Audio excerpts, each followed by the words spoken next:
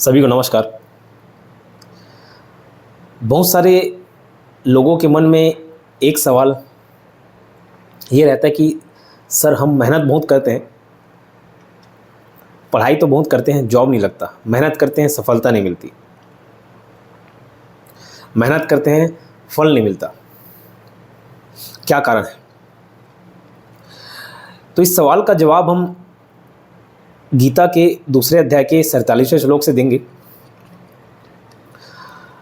यह श्लोक कहता है कि कर्मण्येवादी कारस्ते माँ फलेषु कदाचन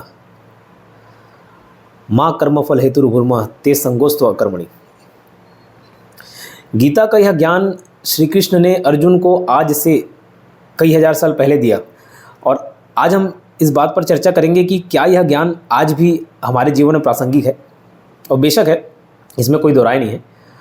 आज भी इन बातों को हम अपने जीवन में अपनाकर लाभ ले सकते हैं। ये कर्मयोग का आधार सूत्र है। जो श्लोक में ये बातें लिखी हुई हैं, कर्मयोग का आधार सूत्र बनता है। आपके सवाल के जवाब में आऊँगा, बट पहले पृष्ठभूमि तैयार कर देता हूँ। श्री कृष्ण अर्जुन को कहते हैं कि अर्जुन,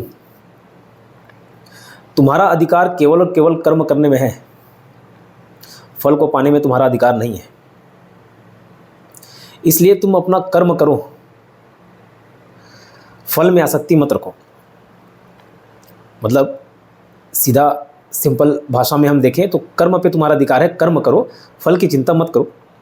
यही सुनते आए हैं कि फल में चिंता मत करो, फल में आसक्ति मत रखो। देखो, फल के बारे में सोचना और फल में आसक्ति रखना दोनों जमीन में आसमान का अंतर है इसमें। और आगे ये भी करते हैं कि फल में आसक्ति नहीं रखने का ये मतलब नहीं कि तुम कर्म करना ही छोड़ दो। आज के इस जीवन में अगर हम देखें, आप पढ़ाई कर रहे हैं, अगर विद्यार्थी हैं तो पढ़ाई कर रहे होंगे या किसी और नौकरी पेशे में होंगे, बिजनेस कर रहे होंगे। हर कोई काम करने से पहले उसके रिजल्ट के बारे में सोचता है, और ना सिर्फ सोचता है बल्कि उसी चिंता में डूबे रहता है। आप 2 घंटे पढ़ेंगे नहीं, लेकिन 2 घंटे पढ़ने के बाद क्या होगा, जॉब लगने के बाद क्या होगा, जॉब लगेगा भी कि नहीं लगा तो क्या होगा, इस चिंता में पूरा अपना जीवन व्यतीत कर देते हैं, पूरा दिन बिता देते हैं। और परीक्षा की घड़ी नज़दीक आ जाती है, पढ़ाई नहीं होती। मनुष्य की सामर्थ्य सिर्फ और सिर्फ देखा जाए तो केवल और केवल कर्म करने में है, उसके फल को पाने में नहीं है। क्योंकि भविष्य में क्या लिखा है, क्या होना है, ये कोई नहीं जानता। और बहुत सारे परमुटेशन कॉम्बिनेशन रहते हैं। सिर्फ आप ही मेहनत नहीं कर रहे हो, और भी बहुत सारे लोग मेहनत कर रहे होंगे। अगर आप कंपटीशन के फील्ड में हो, बहुत सारे लोग मेहनत कर रहे होंगे, आपसे ज़्यादा मेहनत कर रहे होंगे।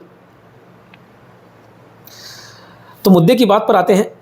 इतना कर्म करते हैं, इतना काम करते हैं, लेकिन फल क्यों नहीं मिलता, उसका रिजल्ट क्यों नहीं दिखता?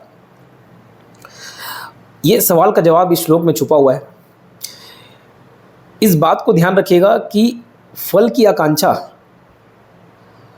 और कर्म दोनों में इनवर्स रिलेशन है। जितना ज़्यादा आप फल के बारे में सोचेंगे, उसी का चिंतन मनन करते रहेंगे, उतना कम आप कर्म कर पाएंगे, उतना कम आप अपना काम कर पाएंगे।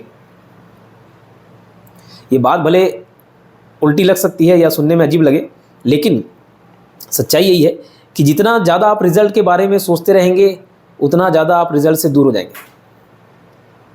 तो सर, इसका मतलब क्या हम लोग कोई प्लानिंग नहीं करें, टारगेट ही नहीं बनाए? बनाइए। प्लानिंग करना और प्रोक्रेस्टिनेशन करना दोनों अलग अलग चीज़ है। प्लानिंग और प्रोक्रेस्टिनेशन दोनों अलग अलग चीज़ है।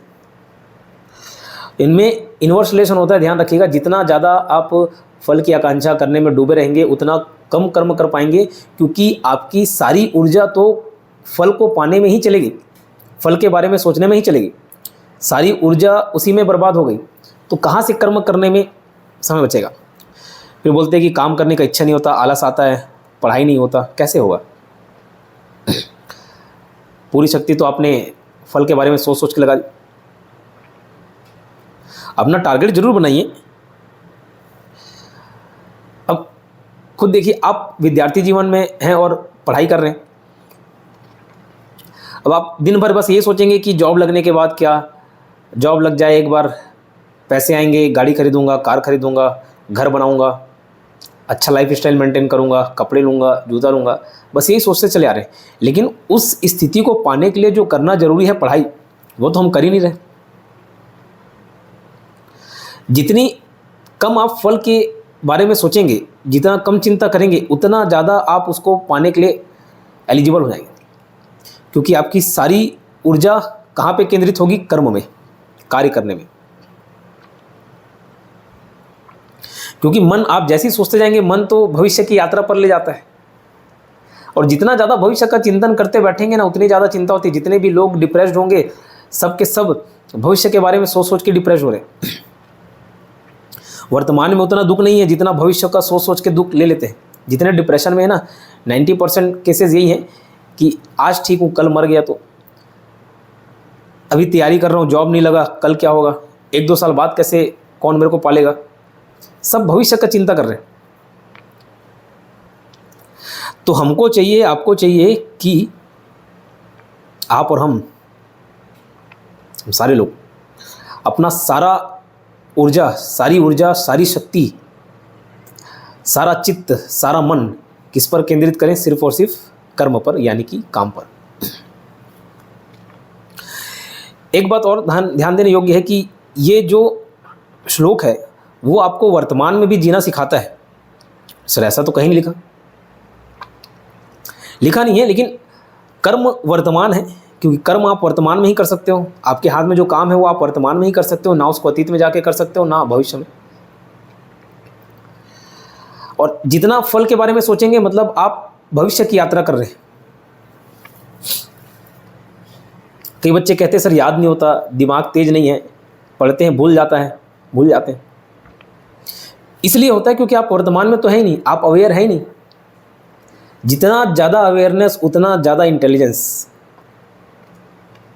आप एक बार अवेयर रहकर तो देखिए, आप अपनी दैनिक दिनचर्या देखेंगे। आप जब खाना खा रहे हैं तो आपका ध्यान खाने में है ही नहीं। आप जब पढ़ रहे हैं आपका ध्यान पढ़ने में है ही नहीं, ध्यान कहीं और भटक जा रहा है। आप चल रहे हैं, कभी ध्यानपूर्वक चले नहीं होंगे। आप कुछ भी काम करते हो उस समय आपका शरीर जहाँ पे है वहाँ पे मन तो रहता ही नहीं।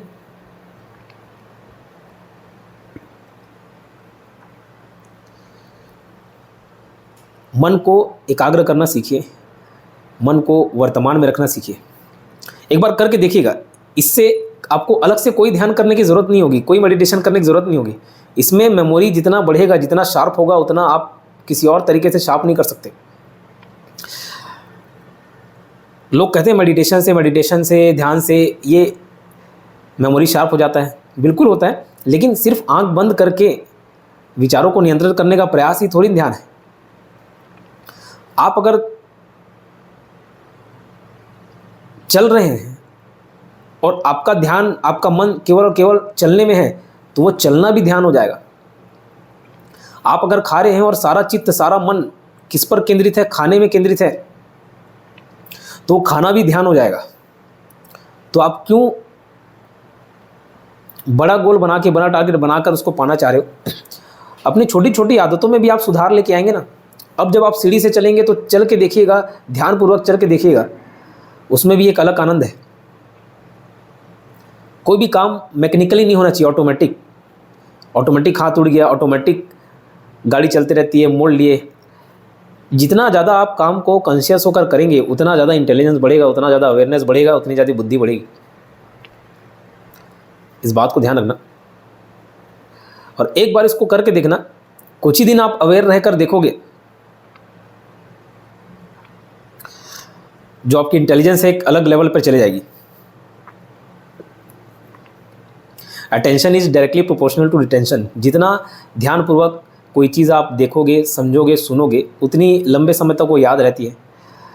और मैं तो विद्यार्थियों से ज़्यादा डील करता हूँ, हालांकि ये प्रॉब्लम सभी का है, सॉल्यूशन सभी के लिए है, लेकिन एक विद्यार्थी जीवन में आपके पास सिर्फ एक ही हथियार है। इसका उपयोग कम से कम आपको अच्छे से करना चाहिए। तो इसको तेज करने के लिए एक ही उपाय है, ध्यान में जियो, ध्यान में रहो, अटेंटिव रहो। जितना कोशिश करेंगे आप अटेंशन पे करने का, उतना अच्छा आपका मेमोरी रहे। तो बहुत सारे परेशानियों का ये हल है। अध्याय 2 47वां श्लोक। एक बच्चे के कहने पर ये वीडियो मैंने बनाया हुआ है। उन्हीं का सेंटेंस था, उन्हीं का क्वेश्चन था कि सर इतना मेहनत करता हूँ फल नहीं मिलता। जाते जाते एक बात ये कहना चाहूँगा कि अब सोच के देखिए, आप इतना समय व्यतीत कर रहे हैं सिर्फ और सिर्फ चिंता करने में, उसको अगर आप अपने कर्म में लगा रहे हो, काम कर रहे हो, इतना मेहनत करने के बाद, इतना कर्म करने के बाद भी अगर आपको फल नहीं मिलता तो उसके 2 ही कारण हैं। या तो फिर परमात्मा है ही नहीं जो आपके कर्म को देखकर निर्णय नहीं ले रहा है, और है उसके बावजूद आपको फल नहीं मिल रहा है तो परमात्मा ने, भगवान ने आपके लिए इससे बेहतर कुछ सोच के रखा होगा। तो इसी बात के साथ अपनी वाणी को विराम देता हूँ। आगे और भी वीडियो में सार्वजनिक जो परेशानियाँ रहती हैं सभी के लाइफ में, सभी के जीवन, उन पर चर्चा करेंगे। कोशिश करेंगे इसका आध्यात्मिक सॉल्यूशन देखें, हम आध्यात्मिक उपाय देखें। नमस्कार।